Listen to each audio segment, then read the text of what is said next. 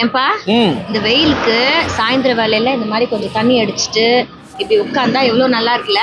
ஆமா, இந்த தண்ணி அடிச்சுட்டு உட்கார்ந்தா பரவாயில்லம்மா. அந்த தண்ணி அடிச்சுட்டு இருக்கிறவங்களுடைய வாழ்க்கை பாலைவனமா மாறினுது. வணக்கங்க.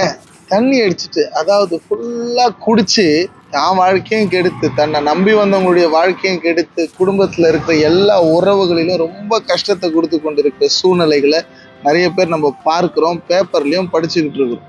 இந்த வாரம் ஃபுல்லா குடும்ப உறவுகளுக்குள்ள இருக்கிற பிரச்சனைகளுக்கு உண்டான காரணங்களை குறித்து இன்றைய தென்றல நம்ம பார்க்க போறோங்க. Alcohol temporary fun with permanent consequences. பரிசுத்த வேதாகமத்துல இதை குறித்து நம்ம வாசிக்கிறோம்.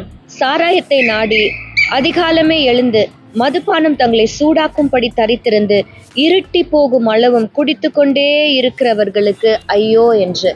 இன்றைக்கு குடியினால நிறைய பிரச்சனைகளை நம்ம ஃபேமிலியில சந்திக்கிறோங்க.